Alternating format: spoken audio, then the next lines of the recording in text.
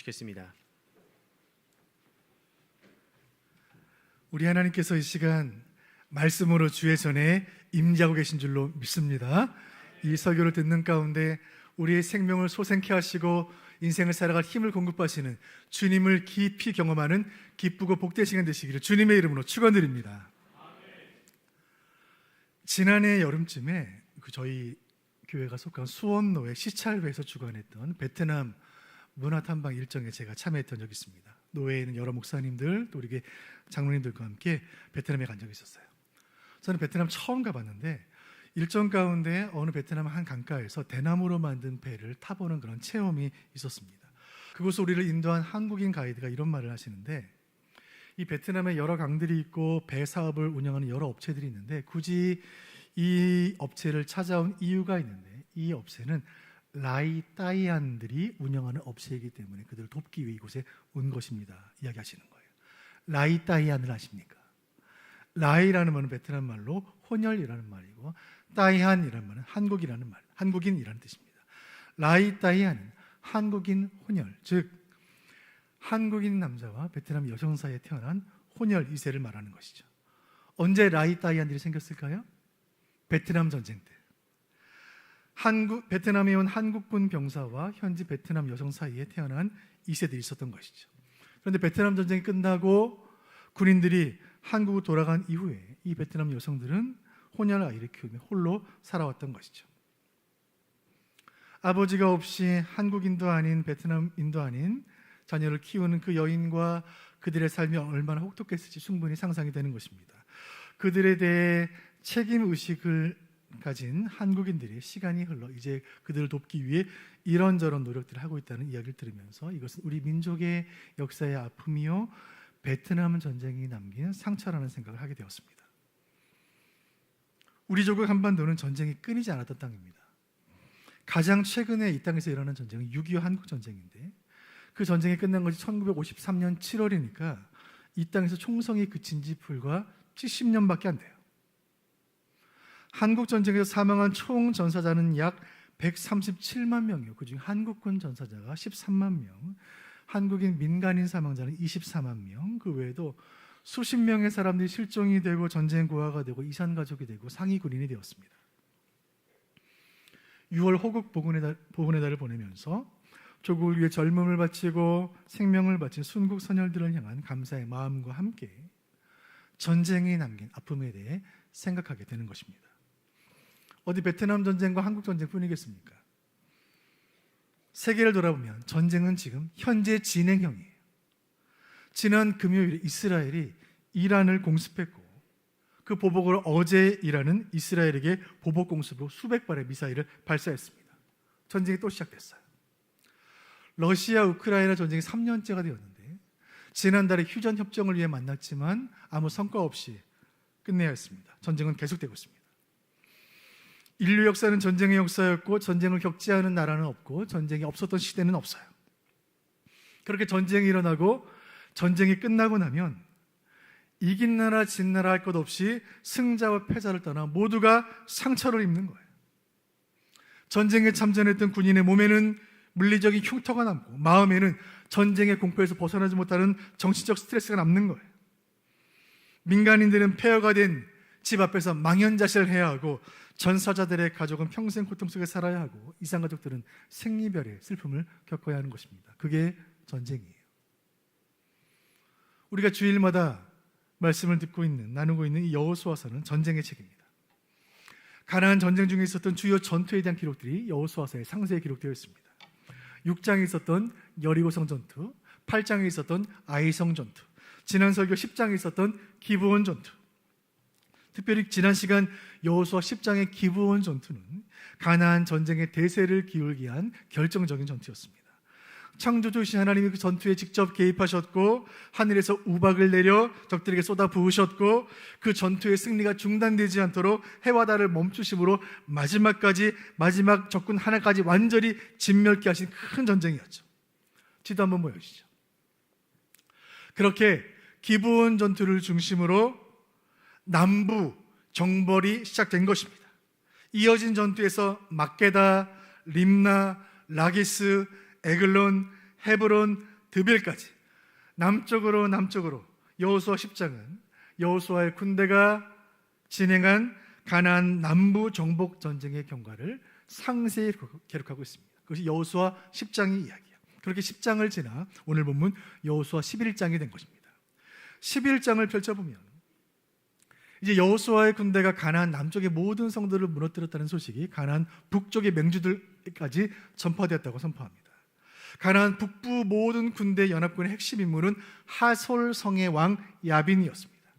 이 야빈은 가나안 땅의 절반이 여호수아의 군대가 함락된 지금 이제 남은 북쪽의 절반을 지키기 위해 사생결단의 전투를 준비하게 되죠. 하솔을 중심으로 가나안 모든 성들이 연합군대를 이루었습니다. 가나안 북부 연합군은 이 한 번의 전투에 모든 것을 쏟아붓기로 결정했습니다. 유대 역사가 요세푸스에 따르면 북부 연합군의 규모는 보병이 30만 명, 기병대가 10만 명, 병거부대가 2만 명이었으니 그동안 이스라엘이 만났던 적들과는 비교 자체가 불가능한 상상을 초월하는 천문학적인 초대 규모의 병력이었습니다. 자, 본문 11장 5절 말씀 같이 보시죠. 시작. 이 왕들이 모두 모여 나와서 이스라엘과 싸우려고 메론 물가에 함께 진쳤더라. 아멘. 북부 연합군의 모든 왕들이 다 모여 이스라엘과 싸우려고 진을 친 이 장소는 메론 물가입니다. 지도 보여주시죠.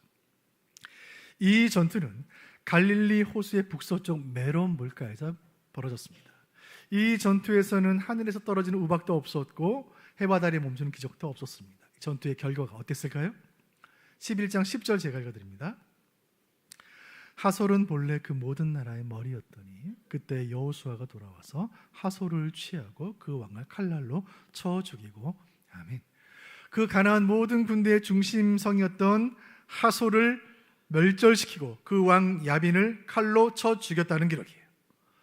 소수에 불과했던 이스라엘의 군대가 사생결단의 각오로 뭉친 엄청난 규모의 가나안 북부 연합군을 물리쳤다는 이 사실은 이 전쟁이 하나님의 전쟁이라는 사실을 증명하는 것이며 이 전쟁은 전술과 병법의 승리가 아니라 믿음의 승리요 하나님의 승리라는 사실을 여실히 확인시켜주는 것입니다. 그날 전투가 벌어졌던 메론 물가는 가나안 땅 북부를 호령하고 있던 이방의 맹주들 하솔성을 포함한 모든 연합군대 왕들의 군사들의 무덤이 되었습니다. 지도 다시 보여주시죠. 끝이 아니었습니다. 메롬에서 시작된 이 전투의 여세를 몰아 이스라엘 군대는 가나안 북부의 모든 성들을 향해 진격해 나아갑니다. 게데스로, 시돈으로, 악삽으로 그리고 저 가나안 북쪽 경계 헬몬산까지 파죽지세로 몰아친 모든 전투에서 이스라엘은 승리하게 됩니다. 이로써 여호수아의 군대는 가나안 남쪽의 모든 성도를 정복하고 이어서 가나안 북부의 모든 성도를 정벌하게 되죠. 그 전쟁의 마지막 결과를 여호수아 11장 23절 이렇게 증언합니다. 같이 보시죠. 시작. 이와 같이 여호수아가 여호와께서 모세에게 말씀하신 대로 그 온 땅을 점령하여 이스라엘 지파의 구분에 따라 기업으로 주매 그 땅에 전쟁이 그쳤더라. 아멘. 그 땅에 전쟁이 그쳤더라. 오늘 보면 여호수아 11장은 여호수아서 전체의 분기점을 이룹니다. 여호수아서를 둘로 나누면 1장부터 12장까지 오늘 11장입니다. 12장은 11장 전투에 대한 마무리 기록이에요. 전반부인 1장부터 12장까지는 하나님이 앞서가시며 싸우셨던 가나안 전쟁의 모든 기록을 담고 있습니다. 후반부는 13장부터 24장인데 이 후반부의 내용은 가나안 전쟁의 결과로 그 땅에 임한 평화에 대한 기록이에요. 전반부는 전쟁에 대한 기록, 후반부는 평화에 대한 기록. 전쟁과 평화, 오늘 설교의 제목입니다. 오늘 11장은 마치 마라톤의 반환점과 같이 마치 축구 경기 하프타임과 같이 긴 전쟁이 끝났고 이제 그 땅에 평화가 시작되었음을 알려주는 장이에요. 오늘 본문 여호수아서의 분기점을 이루는 여호수아서 11장을 통하여 가나안 전쟁이 남긴 것은 과연 무엇인지 그 치열했던 가나안 전쟁 역사를 통하여 오늘 우리에게 주시는 교훈은 무엇인지 말씀을 통해 함께 깨닫기를 원합니다. 이를 통하여 오늘 나와 우리 교회에게 주시는 성령의 음성을 함께 듣는 복된 시간 되시기를 간절히 바랍니다. 오늘 말씀을 통해 주시는 세 가지 교훈 가운데 첫 번째 교훈은 하나님은 전쟁을 통해 언약을 이루신다는 사실이에요. 본문 20절 말씀을 보면 이 전쟁의 성격이 무엇인지, 이 전쟁이 시작된 이유가 무엇인지, 이 전쟁의 특징이 무엇인지를 우리에게 설명해 줍니다. 20절 말씀 같이 보시죠. 시작. 그들의 마음이 완악하여 이스라엘을 대적하여 싸우러 온 것은 여호와께서 그리하게 하신 것이라. 그들을 진멸하여 바치게 하여 은혜를 입지 못하게 하시고. 아멘. 말씀 중에 중요한 내용은 여호와께서 그리하게 하신 것이라는 말씀이에요. 자, 말씀 초반부를 보시면 그들의 마음이 완악하여 이스라엘을 대적하여 싸우러 왔다 말씀이에요.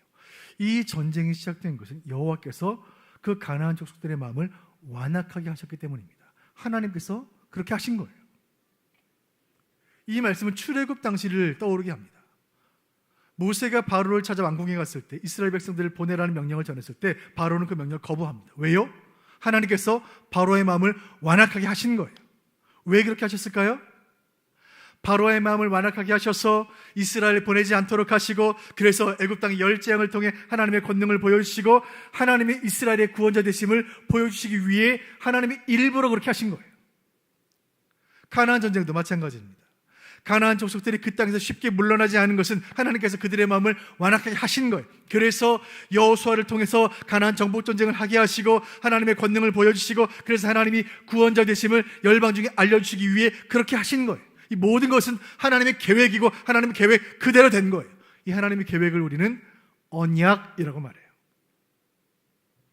오늘 여호수아 11장에서 그 땅의 전쟁이 그쳤다는 것은 하나님이 언약을 이루셨다는 뜻이고 하나님이 약속하신 그대로 행하셨다는 뜻이고 모든 것이 말씀 그대로 되었다는 뜻이에요. 여호수아 11장 20절 하반절을 제가 읽어드립니다.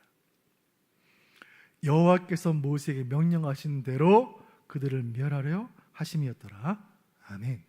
그 땅에 전쟁이 있었고 이스라엘이 전쟁에서 이겼고 이제 모든 전쟁이 끝났다는 것은 이제 그 땅이 더 이상 이방 족속들의 땅이 아니라 이스라엘의 땅을 회복되었다는 뜻이고 하나님께서 모세를 통해 주셨던 모든 약속이 성취되었다는 뜻이에요.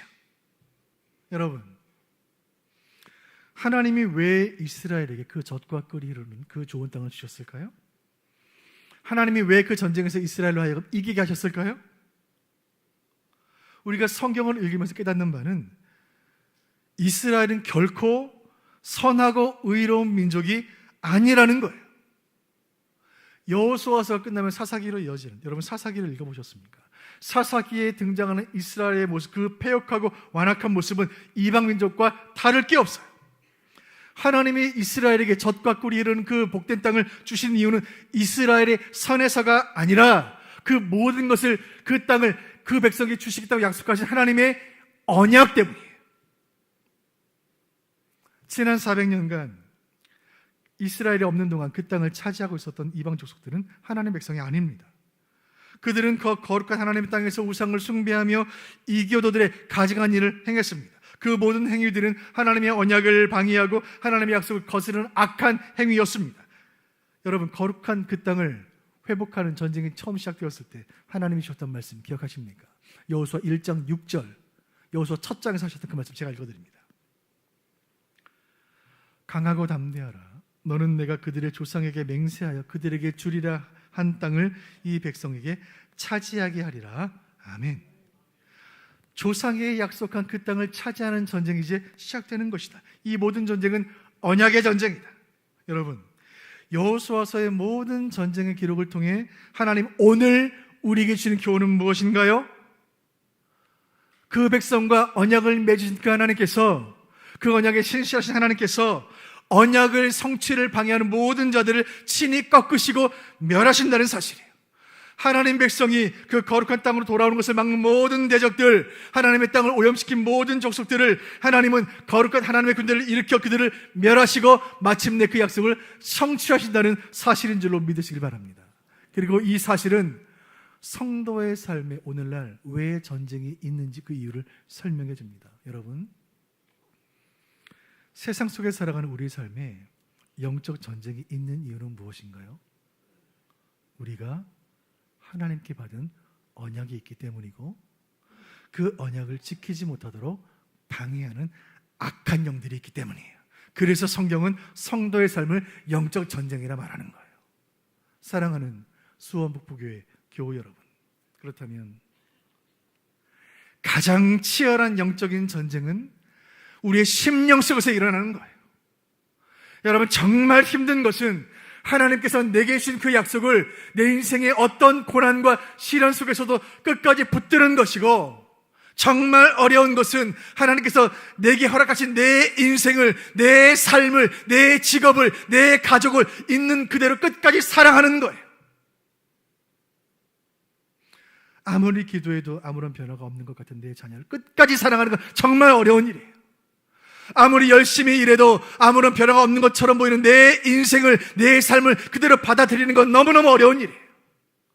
하나님이 내게 주신 삶의 자리와 하나님께서 교회에 허락하신 충성의 자리를 무슨 일이 있더라도 끝까지 지켜내는 것, 이것이 저와 여러분이 매일 치르고 있는 치열한 영적인 전쟁이 아니겠습니까? 여호수아의 전반부 1장부터 11장까지를 말씀을 통해 나누었는데, 이 모든 전투에 대한 기록을 통해 우리가 깨달아야 할 사실이 한 가지 있습니다. 많은 전투가 있었는데 그 모든 전투는 각각 다른 방식으로 진행이 되었습니다. 똑같은 방식으로 진행된 전투가 하나도 없어요. 첫 번째 전투, 여리고성 전투 기억하시죠? 그 성 주위를 빙빙 돌기만 했습니다. 하나님의 성을 무너뜨리셨고 무너진 성 안으로 걸어서 들어갔습니다. 두 번째 아이성 전투에서 패배를 경험했고 이스라엘 내부에 있는 악을 정결케 한 이후에야 승리할 수 있었습니다. 세 번째 기브온 전투에서 하나님은 하늘을 열어 우박을 보내셨고 해와 달을 움직이셨어요. 오늘 네 번째 전투 메론 물가 전투에서는 끝이 보이지 않도록 계속해서 마치 인해 전술로 몰려드는 엄청난 규모의 가나안 북부 연합군의 군대를 하나님 친히 물가에서 다 멸하셨고 그 물가에 적들의 무덤을 쌓게 하시는 거예요. 모든 전투가 다 다르게 진행되었습니다. 여러분, 이 사실이 우리에게 주는 교훈은 무엇입니까? 하나님은 우리 모두에게 다르게 역사하세요. 우리의 삶의 형편이 다 다르기 때문에 그 다른 형편에 맞게 맞춤형으로 역사하시는 거예요.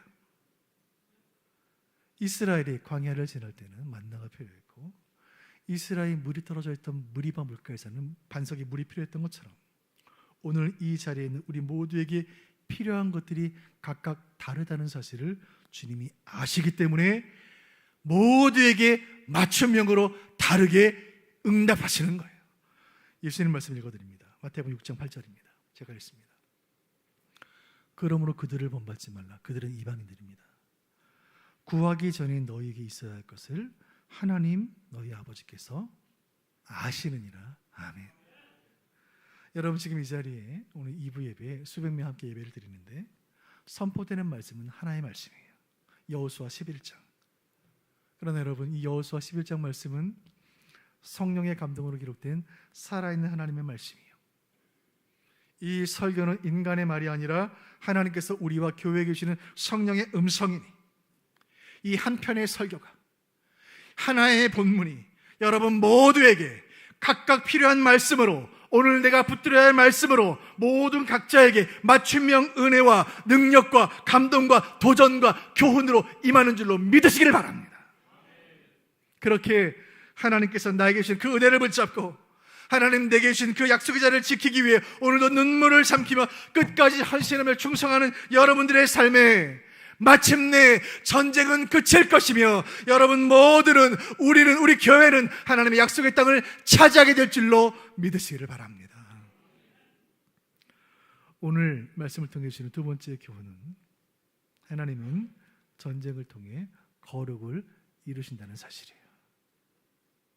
전쟁을 통해 그 땅을 거룩하게 하시는 거예요. 여호수아 11장 21절 말씀 같이 보시죠. 시작.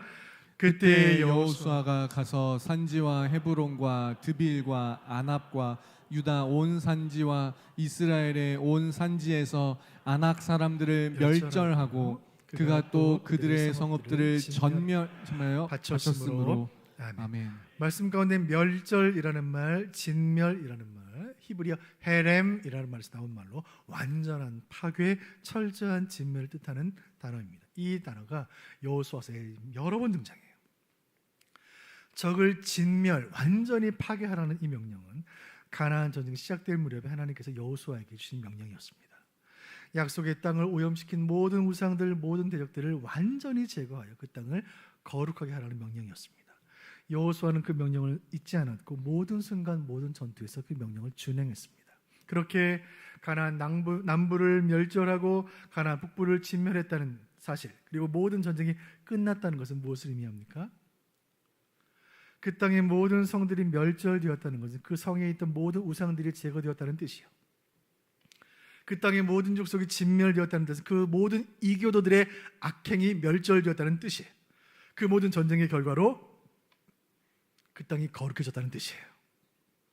그리고 이제부터가 중요한데, 중요한 사실은 이제 그 전쟁이 끝났으니 그 땅이 거룩하게 되었으니 그 땅에 들어갈 이스라엘도 거룩해야 한다는 사실이에요.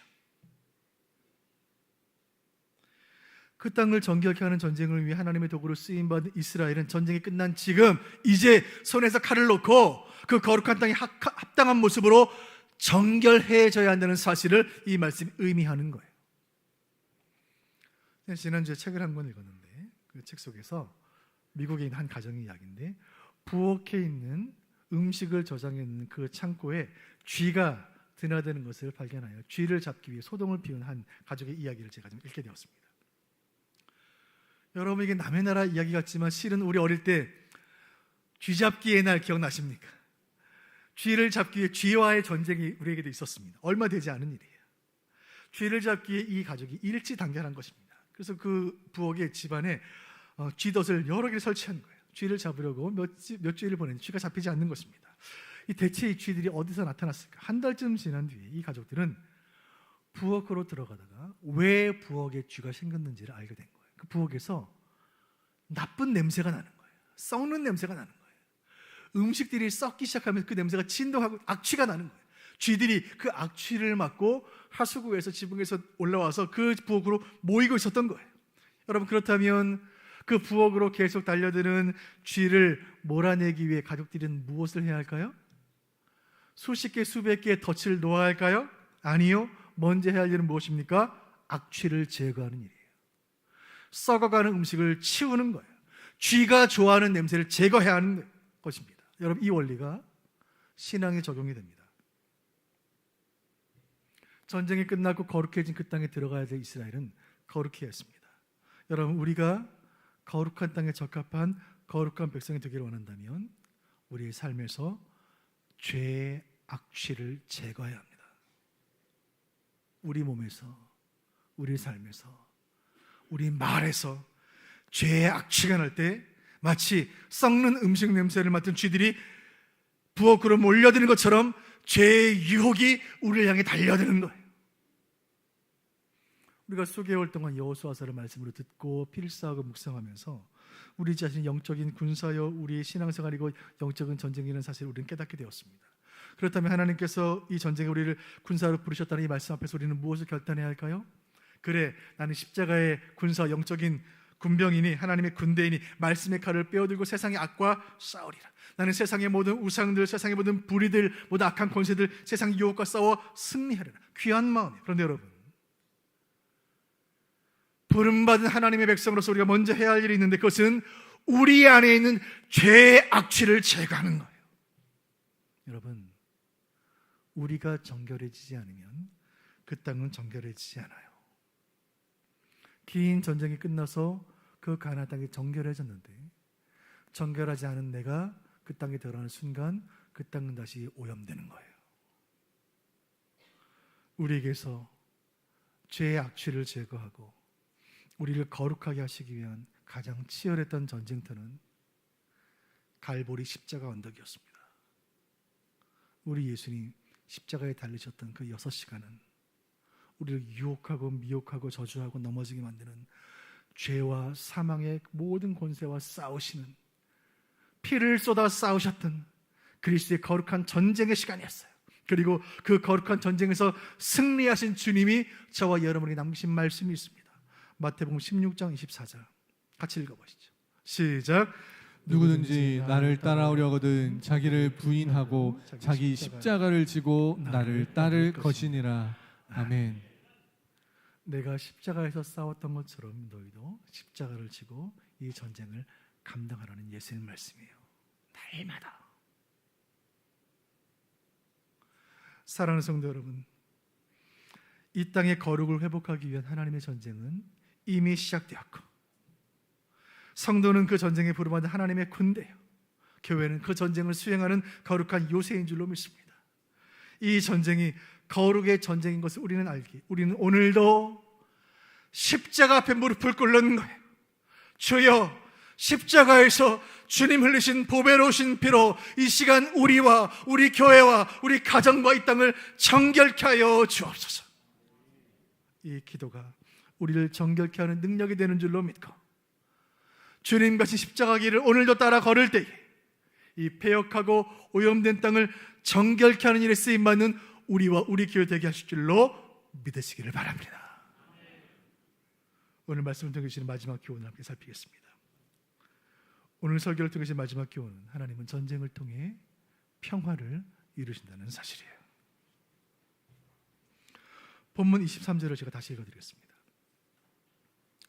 이와 같이 여호수아가 여호와께서 모세에게 말씀하신 대로 온 땅을 점령하여 이스라엘 지파의 구분에 따라 기업으로 주매 그 땅의 전쟁이 그쳤더라.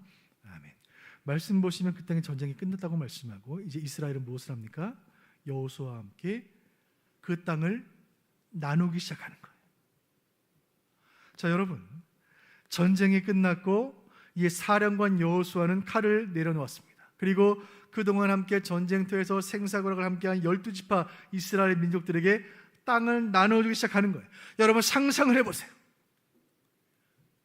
피로 얼룩진 칼들을 일제히 땅에 내려놓았을 때 칼이 부딪히는 그 소리들, 함께 7년간 전쟁하면서 벗지 못했던 땀으로 범벅이 된 군복을 벗는 그 모습들, 그리고 이스라엘 모든 백성들이 이제는 민간인이 되어 함께 물을 마시며 서로 수고했다고, 잘했다고, 하나님 함께 하셨다고 함께 기뻐하고 서로 격려하며, 이제 이 땅에서, 이 깨끗한 땅에서, 이 새로운 땅에서, 이 적과 구리는 땅에서 어떻게 살아갈지, 어떤 집을 지을지, 누구와 결혼할지, 어떻게 하나님을 섬길지 꿈꾸며 행복해하는 그 이스라엘 백성들의 표정을 상상해 보세요. 얼마나 평화스러운 모습이에요.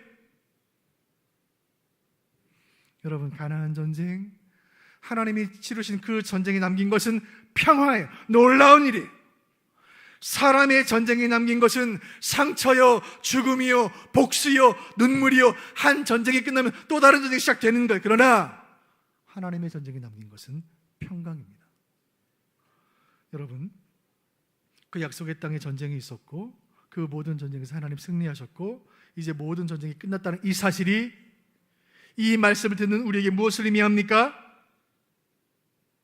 만군의 여호와께서 여리고성을 무너뜨리신 그 능력으로 내 인생의 모든 장벽을 무너뜨리실 것이고, 해와 달을 멈추신 하나님께서 그 창조주의 권능으로 지금 내 삶에 개입하실 것이며, 이 모든 전쟁을 하나님 친히 시작하셨으니 마침내 하나님이 언젠가 끝내실 것이고, 그래서 내 삶의 모든 전쟁이 끝나고 내 삶 가운데 평화를 주시겠다는 약속인 줄로 믿으시기를 바랍니다.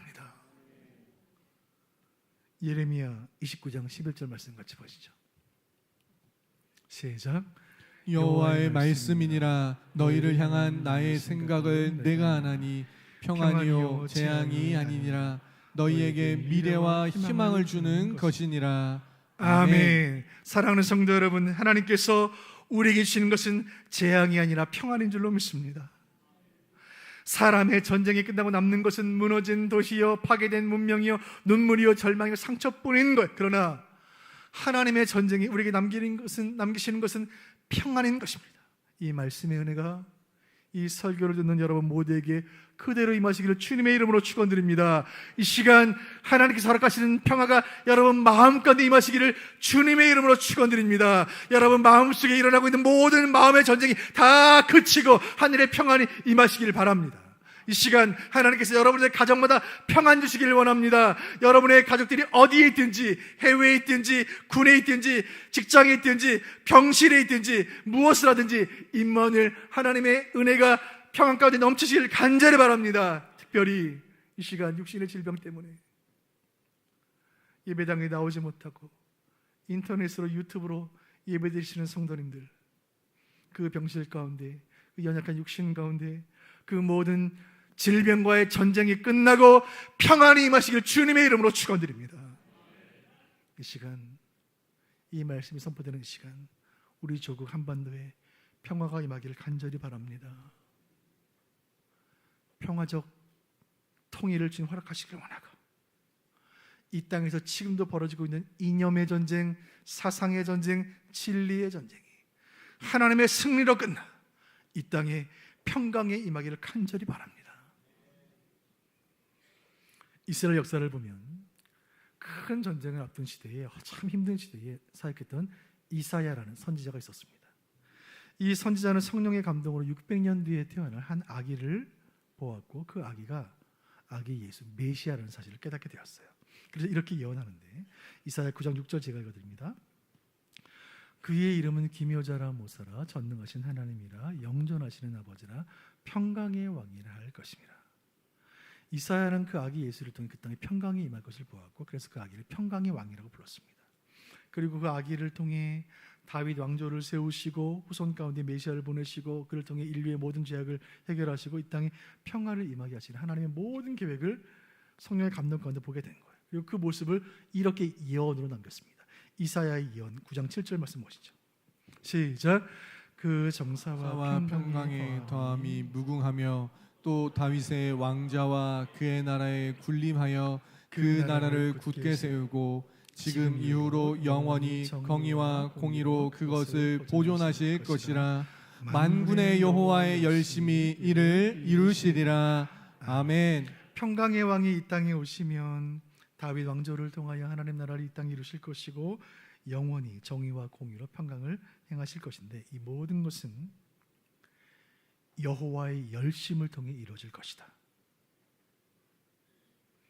이 땅에 전쟁이 있겠고 어려움이 있겠고 혼란이 있겠고 환란이 있겠지만 여호와의 열심이 이 땅에 평강을 이루실 것이다.